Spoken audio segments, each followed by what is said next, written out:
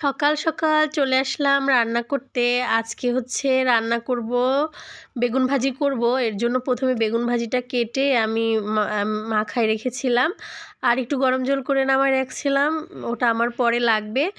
আর বেগুন ভাজিগুলোকে আমি একটু লবণ হলুদ আর একটু চিনি দিয়ে মাখায় নিয়েছিলাম। বাঙালি কিছু ভাজলেই তো লবণ হলুদ দিয়ে ভাজে, এটা তো স্বাভাবিক, কিন্তু একটু চিনি দিয়েছিলাম যাতে মুখটা একটু কেমন একটা লাগতে চায় বেগুন ভাজি করলে। তখন যদি একটু চিনি দিয়ে ভাজা হয় বা বেগুন ভাজিটা খেতে অসাধারণ লাগে।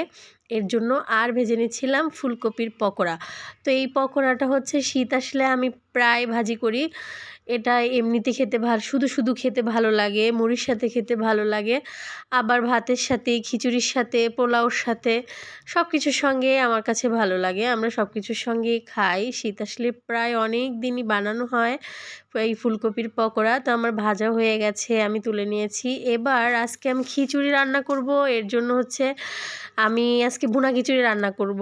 এর জন্য তেল দিতে ওই তেলেই রান্না করে নেব। তো তেলের উপরে আমি প্রথমেই দিয়ে দিচ্ছি হলো গোটা এলাচ আর হচ্ছে দারচিনি দিয়ে, এর মধ্যে আমি আগে থেকে ধুয়ে রাখা এটা হচ্ছে পোলাওর চাল, আর সাথে ছিল মুগ ডাল। মুগ ডালটা ভাজা ছিল, তো আমি একসঙ্গে করে ধুয়ে নিয়েছিলাম। এবার হচ্ছে তেলের উপর দিয়ে আমি এটাকে কিছুটা সময় ভেজে নিয়েছি, আর দিয়ে দিয়েছি হলো কাঁচামরিচ দিয়ে দিয়েছিলাম। তো বাচ্চারা খাবে বলে আমি একটু ঝাল কম করেই দিয়েছিলাম।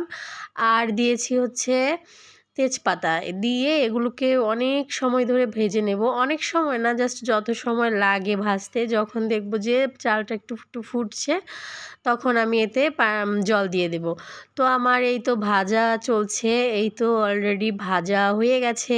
এই দেখেন, দেখলেই বোঝা যাচ্ছে যে আমার চালটা ভালো করে ভাজা হয়ে গেছে। তো আমার চালটা ভাজা হয়ে গেছে, এখন আমি এর মধ্যে জল দিয়ে দেব। তো ভুনা খিচুড়িটা খেতে ভালোই লাগে। তো এই যে এই জলটা দিয়ে দিয়েছি, এই জলটা হচ্ছে আমি আগে থেকে গরম করে রেখেছিলাম, আর জলটা ঠিক চালের দ্বিগুণ। চাল যদি হয় 1 কেজি, জল দিতে হবে দুই লিটার। তো যাই হোক, আমি হচ্ছে চালে জল দিয়ে তারপর ঢেকে দিয়েছিলাম। তো ঢাকার পরে এই তো কিছুটা সময় পরে আগলা করে এই যে দেখছি, তো আমি ওর লবণ আর হচ্ছে হলুদও দিয়ে দিয়েছিলাম আগে, আর এখন একটু চিনি আর ঘি দিয়ে দিলাম। ঘি দিলে এটার ফ্লেভারটা একদম অন্য রকম, অসাধারণ একটা সেন্ট আসে, স্বাদটাই দ্বিগুণ হয়ে যায়।